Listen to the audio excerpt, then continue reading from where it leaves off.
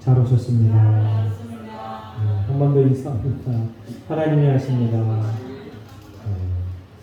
우리 설교 제목을 큰 소리로 읽어보겠습니다. 시작. 아덴 전도. 아덴 전도.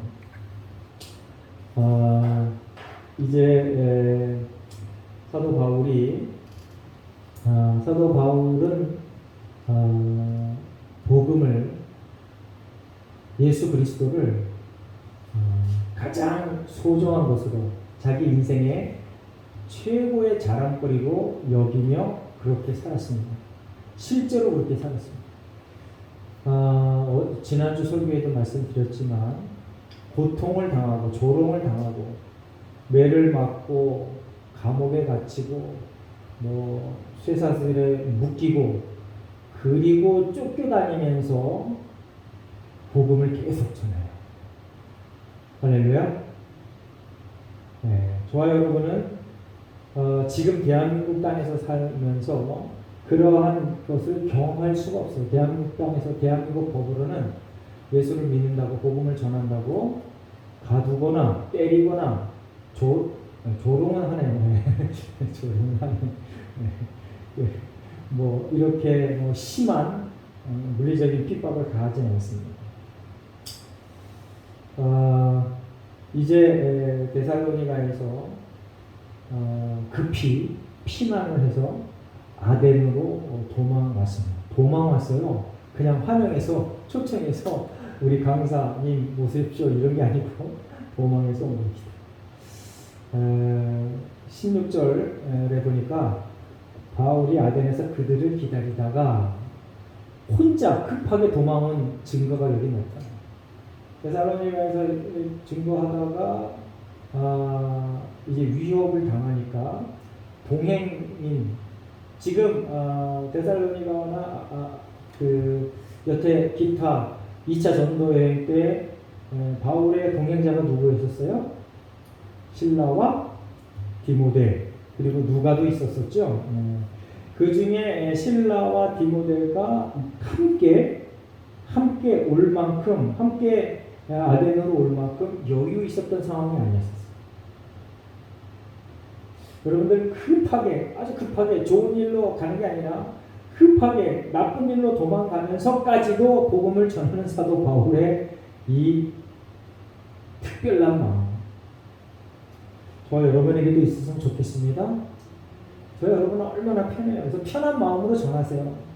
만나는 모든 사람마다 예수가 그리스도이십니다 라고 전도하시기 바랍니다. 네, 예수가 그리스도이십니다. 그게 힘들면은 교회에 오십시오. 우리 목사님을 통해서 예수에 대해서 좀 전해 듣길 바랍니다. 이렇게라도 복음을 전하시기 바랍니다. 네, 여러분들이 누군가를 데리고 오면 제가 복음을 전하겠습니다.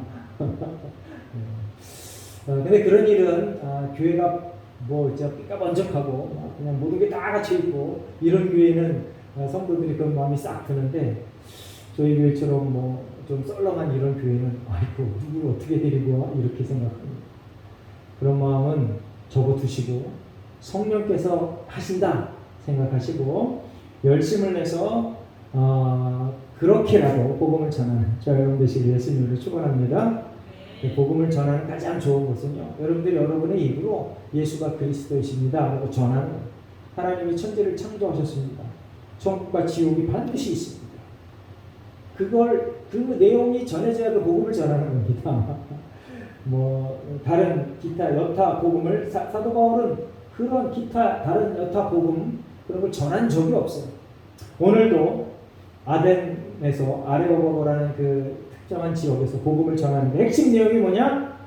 예수를 믿어라, 회개해라, 하나님이 천지를 창조하셨다, 그 내용입니다. 자, 이제 17장 14절 15절에 보니까 14절 15절을 제가 한번 읽어보겠습니다. 형제들이 본 바울을 내보내어 바다까지 가게 하되 실라와 디모데는 아직 거기 머물더라. 바울을 인도하는 사람들이 그를 데리고 아덴까지 이르러 그에게 실라와 디모데를 자기에게로 속히 오게 하라는 명령을 받고 떠나니라. 형제들이 곧 제가 조금 아까 설명했던 것처럼 급하게 이렇게 피신을 시켰어요. 그래서 아덴에 와서 이 바울이 자기를 데려다 준 그 형제에게 부탁을 했어요. 실라와 디모데도 이쪽으로 데리고 와 다오. 그래서 16절에 보니까 그들을 기다리다가 라고 얘기가 나옵니다. 근데 이제 실라와 디모데를 기다리다가 이 사도 바울이 아덴에 와서 이렇게 여기저기 둘러보니까 마음에 분한 게 생겨요. 그래서 화를 확 낸 거야. 여러분들은 언제 화를 내나요? 저 사도 바울은 참 특이해요. 자기에게 막 매질을 했을 때 그때 화 안 냈어요. 그렇죠? 놀라운 일입니다. 자기를 감옥에 가뒀어요. 원망과 시기의 그 상황 말이 성경에 한 구절도 없어요. 참 놀라워요. 야, 저희하고는 정말 생각과 마음이 완전히 다른 사람이에요. 흉내도 낼 수 없는 그런 사람이에요. 오직 복음, 오직 예수. 복음 때문에 고통을 주는 그 사람에게 대해서는 화조차 안 내. 아주 놀라운 사람입니다. 그런데 오늘 사도 바울이 화를 냈는데 뭐 때문에 화를 냈다고요? 아덴에 우상이 가득한 걸 보고. 이제 제가 예수를 믿고 제가 고등학교 때 본격적으로 교회를 다니기 시작하고 그리고 예수를 영접하고 이제 지금껏 왔는데 예수를 주로 고백하고 나서 그 안 믿는 세상 친구들과 만나면은요, 저들은 항상 누구도 예외 없이 항상 조롱합니다. 아무리 친해도 그 친하니까 격없이 조롱을 해. 근데 덜 친하면은 좀 거리를 두고 그렇게 조롱을 해요.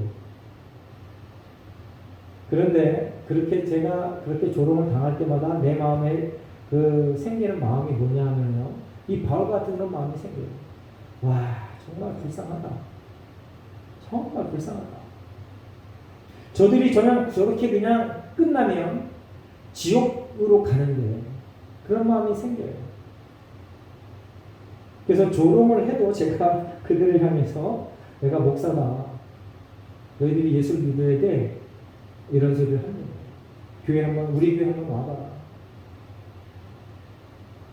네, 그렇게 나를 조롱하고 내가 우리 교회 와봐라 예수 믿으라 한 사람 중에 예수를 믿었던 사람이 딱 한 사람뿐이 없어요. 안타까운 일입니다. 자, 저와 여러분은 이제 안 믿는 사람들을 보면서 불쌍히 여기고 그리고 또 그 우상이 저를 사로잡은 것에 대하여 분노하는 그런 마음이 있어야 됩니다. 그게 크리스찬이에요. 근데 기도했는데 안 들어줘요. 왜 그래요? 이게 크리스찬이 아니야. 그건 아마 크리스찬인지 아닌지 성도인지 아닌지 시험해 봐야 돼. 테스트해 봐야 돼. 아니 내가 교회 헌금을 얼마나 많이 했는데 내 사는 꼬야 모양새가 이 모양 이 꼴이에요. 거기에만 집착해서 그 수준을 못 넘어오면은 정말 평생 전만 빠는 유아적인 영아적인 그러한 믿음의 소유자가 될 수밖에 없어요.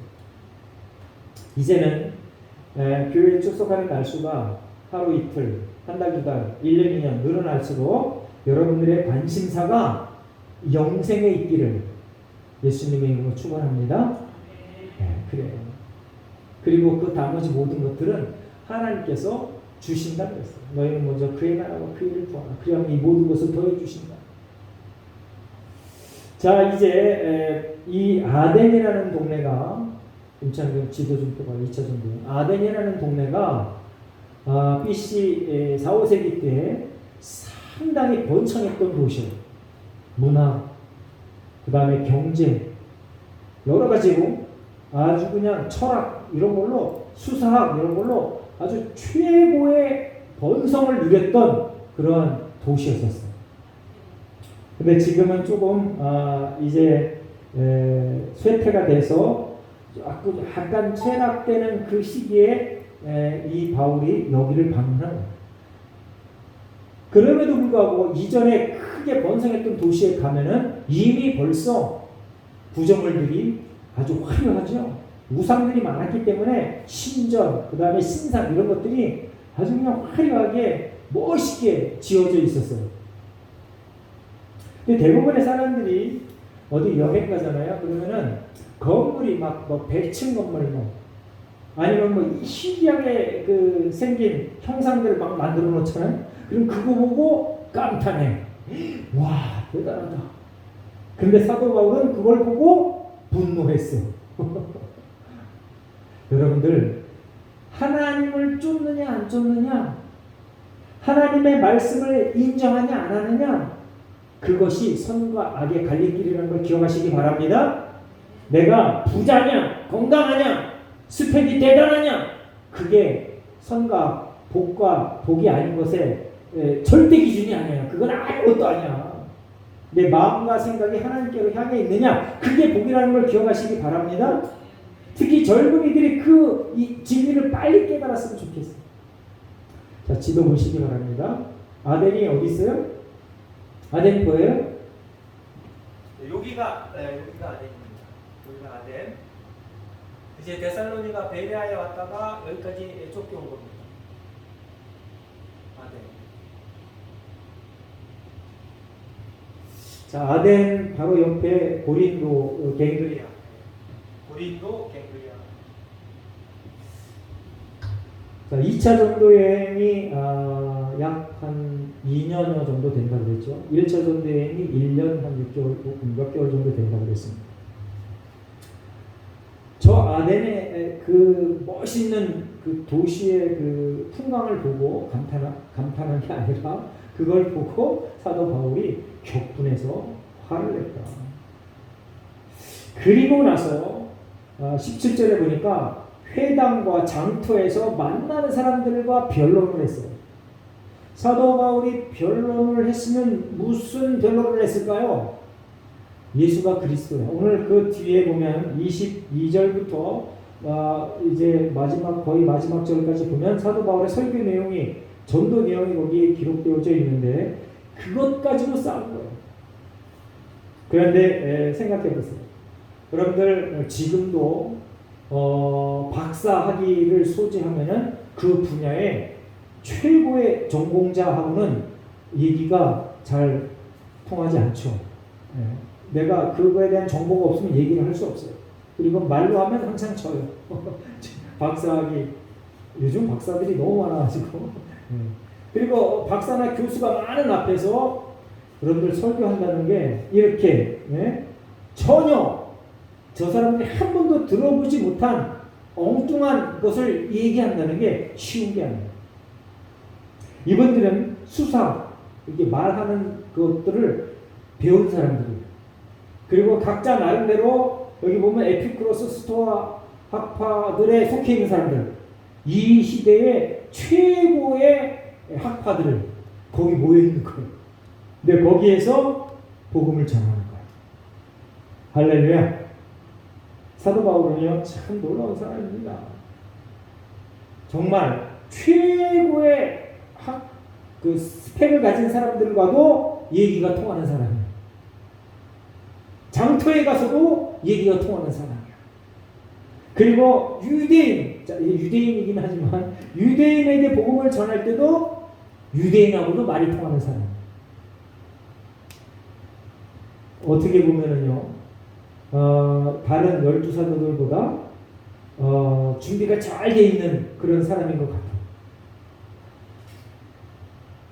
그런데 참 신기하게도요, 이렇게 준비가 잘 돼 있는 사람, 스펙이 대단한 사람이 전하는 복음이 더 확실하게 전해질까요? 아니면은 누구나 다 복음을 전하는 그 마음이 있는 사람이 전하는 게 더 확실하게 전해질까요? 질문이 좀 이상하네. 자, 우리가 얼핏 생각하기에 영향력 있는 사람이 복음을 전하면 그 복음이 잘 전해질 것 같죠? 그렇죠? 그게 일반적인 상식적인 생각이에요. 그런데 성경은 그렇게 얘기를 안 해요.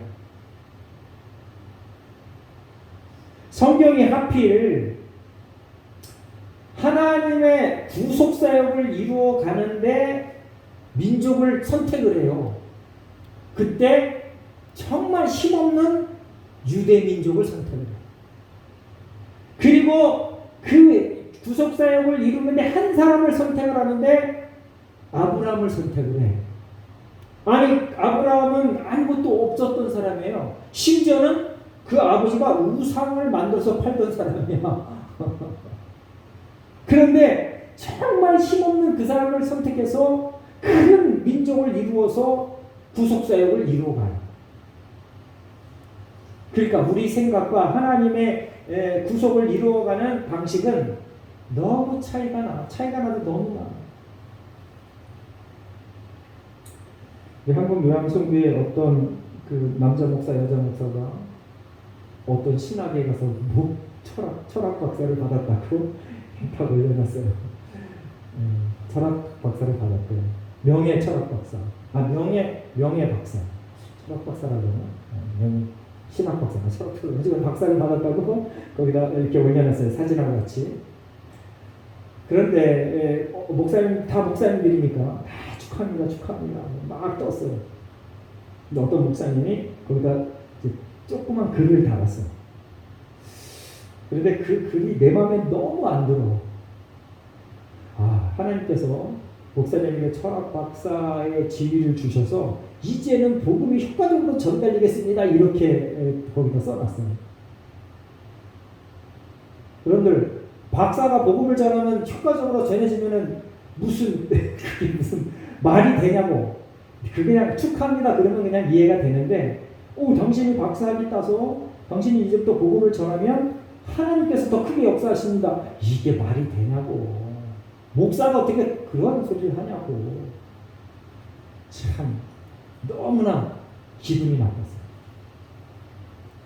여러분들, 이 땅에, 대한민국 땅에 박사학위 수지자들이 얼마나 될까요?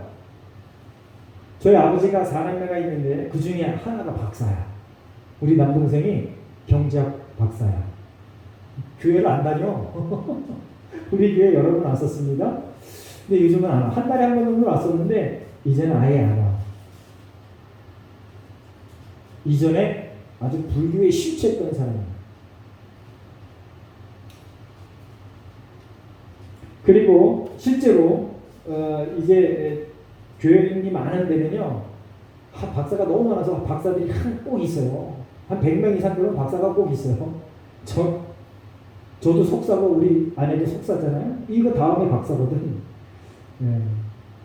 그런데 여러분들,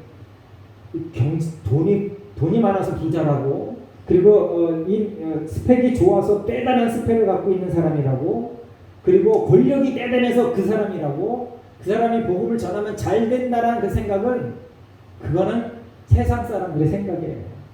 성경은 그렇게 가르치지 않아. 그리고 정말 신기한 게요, 스펙이 높아지고 부자가 되고 권력이 많아지면 복음을 안 전해. 사도 바울이 지금 스펙을 다 버렸어요. 그리고 복음을 전하잖아요. 다 버렸어. 최고의 학파에 속해 있던 사람이에요. 그런 거 다 배설물로 여긴다. 다 버렸어요. 그런 다음에 복음을 목숨 걸고 전해요. 여러분들, 부자들은 복음을 전할 틈이 없어요. 시간이 없어. 왜 그래? 그 사업체를 유지해서 계속 부자로 살아야 되기 때문에 그걸 내려놔야 복음을 전할 수 있는 거예요. 박사들 보세요. 어디 가서 맨날 가르쳐야지. 자기가 갖고 있는 지식을 맨날 계속 가르쳐야 만족감을 느끼거든요. 복음이 들어갈 틈이 없는 거야. 시간이 없어요. 여러분들 생각을 바꾸시기 바랍니다.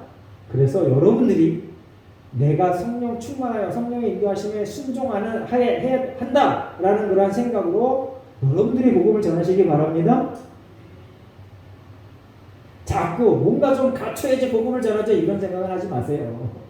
뭔가 좀 갖춰야지. 내가 좀 더 저들보다 위에 있어야지. 우월해야 복음을 전하지. 아니, 언제 사도 바울이 우월했어요? 다 버리고 맨날 도망다니는 신세야. 도망자야, 도망자. 그런데 목숨 걸고 복음을 전했더니 가는 곳마다 믿는 자들이 생겨났어요. 오늘도 믿는 자가 생겨났어요. 관리 중에 한 사람, 여자 중에 한 사람, 이름이 2사람 기록되어 있고 그 다음에 몇 사람. 물론 아덴에서는 다른 데보다 많은 사람이 복음이 전해졌다, 받아들였다 이런 기록은 안 돼 있어요. 여러분들 내 마음에 복음을 전하려고 준비된 사람이 복음을 전하는 겁니다. 부자가 되고 스펙이 쌓여지고 권세가 있어지고 그 다음에 전할게요. 그건 다 뻥이야, 뻥. 다 거짓말이야. 헌금도 마찬가지예요. 여러분들 수중에 정말 없으면 없는 가운데서 쪼개서 헌금을 하세요. 내가 다음에 부자가 된다면 헌금하겠습니다. 그건 정말 거짓말이야. 여러분들 헌신도요, 그리고 하나님 앞에 열심을 내는 것도요, 이게 습관이거든요. 습관이 안 돼 있으면 나중에 모든 거 다 갇혀 있으면 아무것도 못해. 자, 보세요. 회당에서 장터에서 이렇게 열심히 복음을 전했습니다. 자, 에피쿠로스 학파, 스토아 학파가 이 시대에 학문을 주도하는 그런 대표적인 학파라고 그랬는데, 에피쿠로스 학파는 쾌락을 본질로 하는, 뭐든지 즐거우면 되지 뭐 하고 쾌락을 아주 본질로 하는 그러한 학파였어요. 스토아 학파는 절제해야 돼, 그런 학파였었어요. 그런데 이 학파들이 발전해서 이제 예수 그리고 기독교와 반대되는 그러한 것들로 발전하고 참 안타까운 일입니다. 근데 이들 앞에서 바울이 전한 게 18절 마지막 부분에 보면 바울이 예수와 부활을 전했기 때문에 저들이 사도 바울을 조롱해요.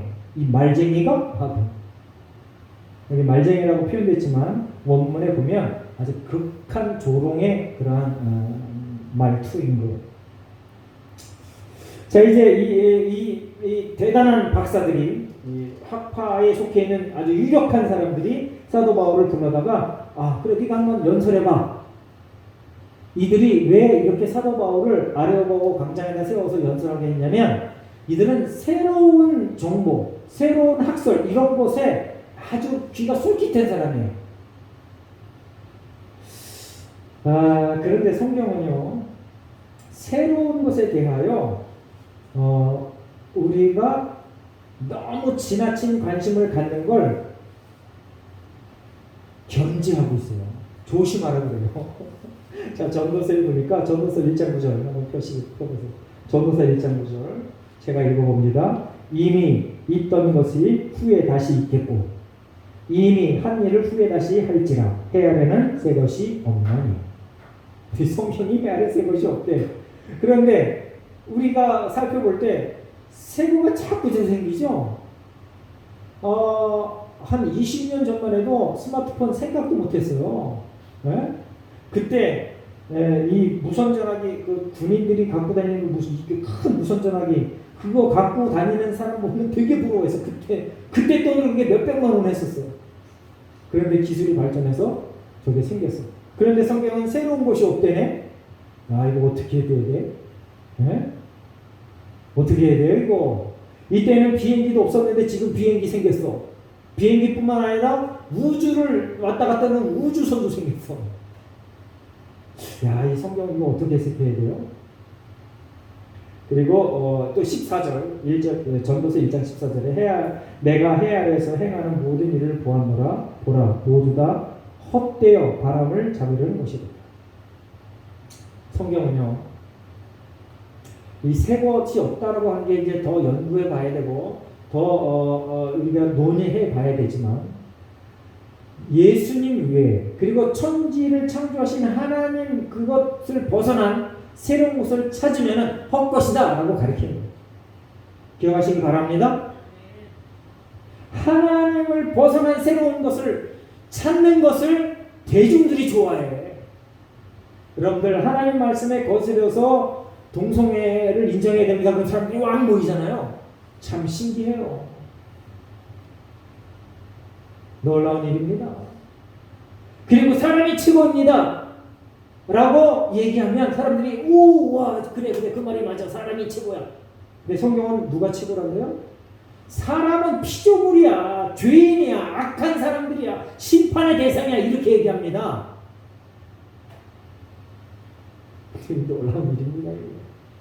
그 성도들도 성도들은 그렇게 생각했으면 좋겠습니다. 사람이 최고다 이렇게 말하면은 저거는 공산주의 사회주의구나 이렇게 빨리 알아차려야 됩니다. 주들이 사람이 최고라고 하면서 사실은 기득권 세력을 중심으로 지들만 호화하고 그러고요. 나머지들은 전부 개돼지처럼 살게 만든다니까요. 사람이 최고라 그러면 제일 힘없는 사람도 최고로 만들어줘야 되잖아. 근데 하나님은 원천적으로 인간이 죄인이다. 심판받을 대상이다. 라고 가르치고 있습니다.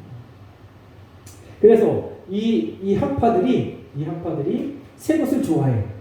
그래서 새 것을 가리키는 이 사도 바울을 강단에 세웠어요. 한번 가르쳐봐라. 한번 우리랑 말씨름 좀 해보자. 그래서 사도 바울이 이제 22절부터 쭉 설교를 합니다. 이 사도 바울의 설교의 주된 내용이 뭐냐면은 하나님이 천지를 창조하셨다. 할렐루야. 따라해 보겠습니다. 하나님이 천지를 창조하셨다. 여러분들은 이 말을요 믿고 목숨 걸고 지키고 따라야 돼요. 그렇게 합시다.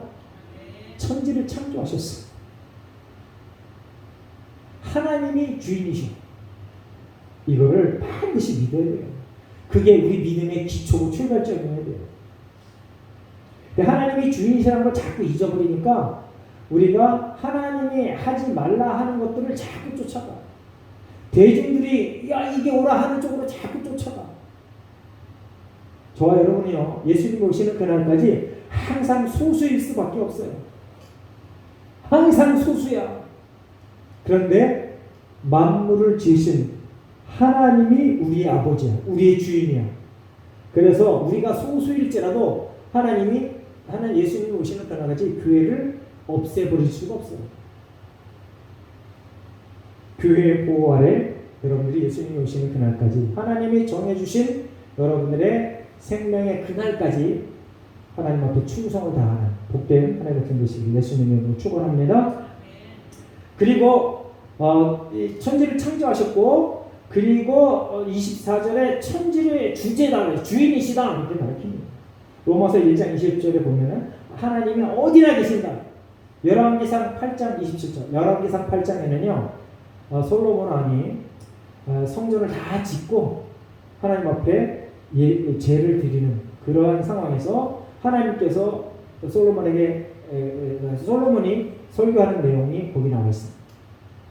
하나님이 어찌 만유의 주제신 하나님, 천지를 창조하신 하나님이 어찌 이 사람의 손으로 지은 이 성전에 머물 수 있겠습니까? 하나님은 어디나 계십니다. 아멘. 하나님은요 오늘 예배하는 이곳에도 있지만 동일하게 여러분들의 은밀한 장소에도 계시다는 걸 기억하시기 바랍니다. 여러분들 사업장에, 여러분이 화장실 갈 때도, 여러분이 잠잘 때도 거기에 함께 계시다는 걸 기억하시기 바랍니다. 그래서 여기서만 경건하게 사는 게 아니고 여러분이 혼자 있을 때도, 여러분이 혹시 개모임이나 동호인 모임에 갔을 때도 하나님이 거기 계시는 거야. 거기 계시기 때문에 언제 어디서든 여러분들 경건하게 살 마음 자세를 가지시기를 바랍니다. 하나님이 천지를 창조하시고 어디나 계시다는 것을 지금 이 사람들에게, 아덴 사람들에게, 종교심이 많은 아덴 사람들에게 가르치고 있는 겁니다. 그리고 결론적으로 뭐라고 가르치냐면 31절 말씀 한번 큰 소리로 같이 읽어보겠습니다. 31절 다 함께 있어요. 성경 보고 31절 읽습니다. 시작. 이는 정하신 사람으로 하여금 천하를 공의로 심판할 날을 작정하시고 이에 그를 죽은 가운데서 다시 살리신 것으로 모든 사람에게 믿을 만한 증거를 주셨음이니라 아니라. 아멘. 30절에 보면 회개하라 이렇게 기록해놨습니다. 회개하라. 결국 사도 바울은 하나님이 천지를 창조하셨고 지금도 살아계셔서 통치하시고 예수를 이 땅에 보내셔서 십자가 못 박게 죽게 하시고 그리고 부활하게 하셨다. 그분이 구세주이시다. 너희들이 알지 못하는 신에게라고 얘기하는 그 신이 바로 예수다. 하나님이다. 라고 가르치는 거예요. 자, 이제 30절에 보면은 회개하라 이렇게 가르쳤는데 예수님께서 이 땅에 오셔서 회개하라고 말씀을 하셨습니다. 회개하라고 선포하셨습니다. 공생에 시작하면서 그렇게 말씀하셨습니다. 자, 마태복음 4장 17절 말씀 앞에 보고 한번 읽어보겠습니다. 다 같이 마태복음 4장 17절 시작. 이때부터 예수께서 비로소 전파하여 이르시되 회개하라 천국이 가까이 왔느니라 하시더라. 예수님께서 회개하라 천국이 가까이 왔다 라고 얘기했습니다. 그리고 이제 3절에 보면은 이전에는 하나님께서 그냥 간구하셨어. 너희들이 회개를 안 해도 하나님이 간구하셨다. 하나님이 그것을 어떻게 심판하실지 나중에 우리가 알게 돼요. 지금 뭐 어떻게 심판할 거라고 얘기하면 쌈박질밖에 안 돼. 예수를 그러니까 복음이 안전해진 곳에서 살다가 죽은 사람 구원을 받아요, 안 받아요? 여러분도 궁금하죠? 그것에 대해서는 싸울 필요가 없어. 하나님의 주권하에 있는 거야. 그래서 여기서 간구하셨다 이렇게 얘기했습니다. 그런데 이제는 어디든지 사람에게 다 명하사 회개하라 하셨으니 이제는이 무슨 얘기냐면요. 예수가 이 땅에 오신 이후로 복음이 전파된 곳에서는 변명할 게 없다 이겁니다. 회개하라 들었으면 회개해야 돼. 회개하라 들었는데 회개하지 않는 사람은 반드시 영벌에 들어가는 거고 회개하라고 듣고 회개하는 사람은 영생에 들어간다. 할렐루야. 저 여러분 이미 복음을 전에 들었습니다. 그래서 영생의 길로 들어섰습니다. 여러분들이 지금 최고의 복을 누리는 하나님의 백성들이라는 걸 기억하시기 바랍니다. 그래서 인간사 크고 작은 모든 희노 애락이 그냥 아무것도 아닌 것처럼 지나갈 수 있는 힘과 능력이 이미 저와 여러분에게 주어진 거야. 아멘. 돈 때문에, 그 사람 관계 때문에, 그리고 여러 가지 인간사 여러 가지 많은 그 일들 때문에 너무 많이 고민 안 하시길 바랍니다. 이까짓 거 아무것도 아니야. 내가 영생의 소유자인데 담대한 용광으로 더 열심히 살아가시고 더 많이 베풀고 살아가시기를 예수님의 이름으로 축원합니다. 아멘. 자, 그런데 이제 이렇게 복음을 열심히 전했어요. 그 대단한 철학자 학박사들 앞에서 학사, 석사, 박사들 앞에서 복음을 담대하게 전했어요. 그러면 저들이 똑똑하잖아. 저들이 대단한 지식을 알고 있잖아. 그런데도 그 대단한 박사들이 복음을 안 받아들여. 놀라운 일입니다. 놀라운 일이야. 아니 그렇게 이치에 딱딱 맞게 논리정연하게 모든 것들을 다 말하고 그걸 지식을 습득했던 사람들이 복음을 전했는데 진리를 전했는데 조롱을 해. 32절 보니까 어떤 사람은 조롱하고 어떤 사람들은 이 일에 대한 내 말을 다시 듣겠다 하니 믿지 않겠다 이겁니다. 다시 한번 들어보겠다 이렇게 얘기합니다. 그래서 여러분들 기억하시기 바랍니다. 복음을 듣고 받아들이는 사람, 그 사람들이 정말 복된 사람들이다. 할렐루야. 스펙이 중요한 게 아니에요.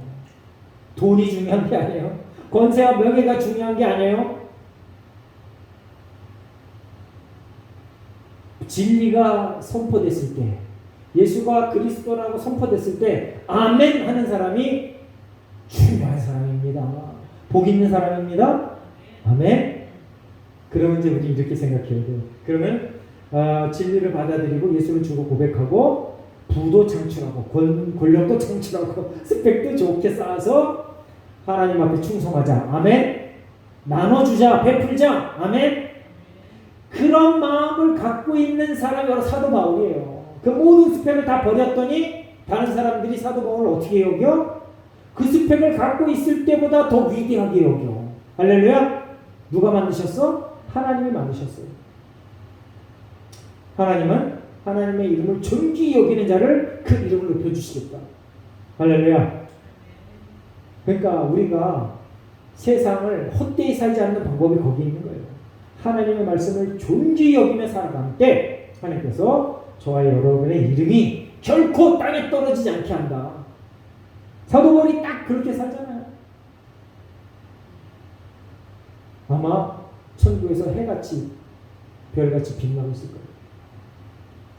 이미 구약서부터 그렇게 약속이 되어 있어요. 저 여러분의 삶도 천국에서 해같이 별같이 빛나시기를 예수님의 이름으로 축원합니다. 자, 이제 그래서 사도 바울이 이들을 떠나요. 그래서 33절에 보니까 이에 바울이 그들 가운데서 떠나네. 34절에 보면은 아데네에서 그 설교한 전도한 그 결과물이 거기 나옵니다. 아레오고고 갈리 디오누시오와 다마라리라는 여자와 또 다른 사람도 있었더라. 이제 사도 바울이 이렇게 아덴에서 복음을 열심히 전하고 깨달은 바가 있습니다. 깨달은 바. 그래서 이제 디모데에게 디모데전서 6장 20절 한번 앞에 보고 한번 읽어보겠습니다. 디모데전서 6장 20절 앞에 보고 같이 있습니다. 시작. 디모데야 망령되고 헛된 말과 거짓된 지식의 반론을 피함으로 내게 부탁하는 것을 지키라. 망령되고 헛된 말과 거짓된 지식의 반론으로 여러분들 변론으로 복음이 전해지지 않는다 이겁니다. 여러분들이 말싸움으로 복음을 전할 수 있을까요? 안 된다라고 지금 얘기하는 거예요. 사도 바울이 아덴에 가서 해봤더니 통하지 않아. 그러면 복음은 뭐예요? 선포입니다. 기억하시기 바랍니다. 복음은 선포다. 따라해 보겠습니다. 복음은 선포다. 복음은 진리이기 때문에 일방적으로 선포하면은 성령께서 알아서 하시는 겁니다. 할렐루야. 할렐루야. 그렇다고 애쓰고 힘쓰고 노력하지 말라 그런 뜻은 아닙니다. 그런데 저들과 말로 싸우지 말라. 복음을 대항하는 사람들과 말로 싸우지 말라. 너희들만 피곤해진다. 자, 디도서 3장 9절 말씀 앞에 보고 있습니다. 디도서 3장 9절 시작. 그러나 어리석은 변론과 족보 이야기와 분쟁과 율법에 대한 다툼을 피하라. 이것은 무익한 것이요 헛된 것입니다. 한두 번 훈계하기에 멀리하라.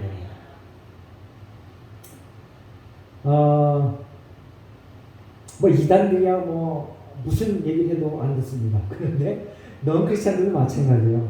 무슨 얘기를 해도 안 들어. 선포하고 성령께서 역사하셔서 스스로 깨달아야 돼. 마음문이 스스로 열려야 돼. 그래야 저들에게 믿음이 생겨나는 것을 기억하시기 바랍니다. 그러니까 저와 여러분이 할 수 있는 건 뭐냐? 선포하는 거야. 복음을 전하는 거야. 저들과 싸우는 게 아니야.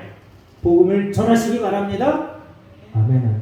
그리고 여러분들이 이미 예수님께서 준 권세를 발휘하여 저들을 불쌍히 여겨서 마귀가 사로잡은 사람은 가서 마귀 사탄아 물러가라 하고 기도해주고, 연약하고 병든 사람은 이미 하나님께서 저와 여러분에게 복음을 전하는 저와 여러분에게 힘과 능력과 권세를 줬다고 했습니다. 가서 기도해 주시기 바랍니다. 아멘. 타협하거나 협상하거나 논쟁하지 마시기 바랍니다. 만약에 싸우려고 덤벼들면 그 자리를 피해버리세요. 피하잖아. 사도 바울이 피하잖아. 예수님도 피하라고 그랬어요. 그래? 한번 싸워보자. 그럼 절대 논쟁하지 마. 제가 동창이 중학교 때도 동창이고 대학교 때도 이제 같은 대학을 나와서 동창입니다. 근데 그 친구가 이단에 빠졌어요. 한번 구원받으면 뭐 아무 짓 해도 돼 이런 이단에 빠졌어요. 근데 그 친구랑 같이 와이프 그 교회를 안 다녔었는데 그 와이프가 그 이단에 빠졌는데 그 사람이랑 결혼하고 나서 그 친구도 거기 빠진 거야. 그래서 이제 시골에 와갖고 제가 이제 크리스찬이라고 얘기하니까 그 와이프가 날 부르라 그랬나 봐. 그래서 이제 얘기를 했어요. 얘기가 통하지 않잖아. 이단인데. 제가 알고 있는 성경 지식이랑 거기가 알고 있는 성경 지식이랑 너무나 달라. 그래서 계속 물어보는 거야, 피곤하게. 계속 싸웠어요. 그러니까 싸움이 되지 않는데 싸웠어요. 나는 내 얘기를 계속 주장하고 거기 얘기를 계속 주장하고. 피곤하기만 합니다. 여러분들 복음을 전한다 합시고 이단이나 아니면 배척하는 사람에게 여러분들 말로 싸우지 마시기 바랍니다. 그냥 선포만 하고 기도만 해주시고 자리를 뜨시기 바랍니다. 하나님이 주인이십니다. 성령께서 역사하십니다. 이제 이 사도 바울이 아덴에서 그 대단한 아주 엄청난 그 학파들, 두 학파, 그 시대 최고의 주류의 학파였던 그 사람들 앞에 복음을 전했습니다. 성령께서 역사하셔서 그 가운데서도 그 관리한 사람, 여자 그리고 여러 사람이 복음을 받아들이게 했습니다. 저 여러분이 복음을 선포하며 복음을 전하면 하나님께서 마음을 열고 복음을 받아들이게 하는 사람이 있을 거라 믿습니다. 어디서든지 복음을 전하는 저 여러분 되시길 예수님의 이름으로 축원합니다. 기도하겠습니다. 하나님 감사합니다. 오늘 사도 바울이 데살로니가 베레아를 거쳐서 이제 아덴에 와서 복음을 전하는 모습을 배웠습니다.